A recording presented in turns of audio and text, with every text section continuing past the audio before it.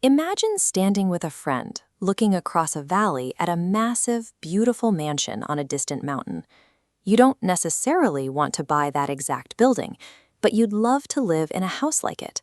To express that feeling in Japanese, you use the word anna. It translates simply to that kind of or something like that. This word acts like a prefix that must click together with a noun to function.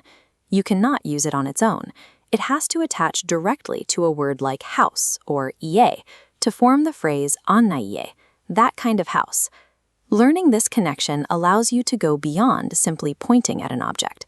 Now you can describe the specific qualities and characteristics of things you see in the distance. Think of anna like looking through a telescope. It is reserved for objects that are physically far away from both you and the person you are talking to. Look at this red laser hitting one specific house. This is anna, identifying one exact item. Now, the laser is replaced by a thought bubble showing several styles of mansions. This is anna, describing a category or type of item in the distance. But what if the object isn't far away? Imagine your friend is holding a very strange, squiggly pen right in front of you. Could you use anna to describe it? In this case, anna wouldn't work. On this map, you can see that because the pen belongs to your friend's space, you have to use the word sanna. Anna is strictly for the way out there bubble. Mastering these words is like navigating a spatial map. The choice depends entirely on the physical coordinates of you, your listener, and the object you're discussing. Sitting around a campfire with a friend, the distance on the measures shifts from physical miles to shared history. You might use it to reference a past experience you both survived, like a truly terrifying roller coaster ride. By using anna, you are pointing to a memory that exists in both of your minds. Because it taps into these shared experiences, the word often carries a strong emotional tone.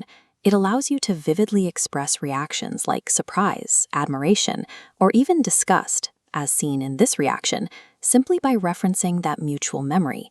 In everyday conversation, anna becomes a psychological tool.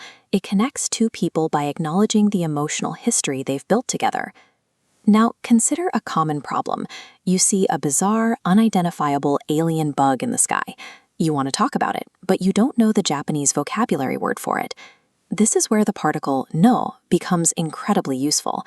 It acts as a universal placeholder that essentially means thing. If you replace the noun in our equation and snap in this placeholder instead, you get the phrase "あんなの." Now you can complete your thought and say, "I've never seen a thing like that before." For beginners, this is a vital shortcut. It allows you to express wonder or shock fluently, even when you haven't yet learned the specific name for what you're looking at. To recap, anna means that kind of, and it must always attach to a noun or a placeholder like no. It covers two types of distance: physical objects far from everyone, or the psychological distance of a shared memory. Because it deals with extremes and mutual experiences, it is a naturally expressive word that carries a lot of emotional weight. Ultimately, anna is more than a grammar point. It is a bridge that links the spaces, memories, and feelings you share with the people around you.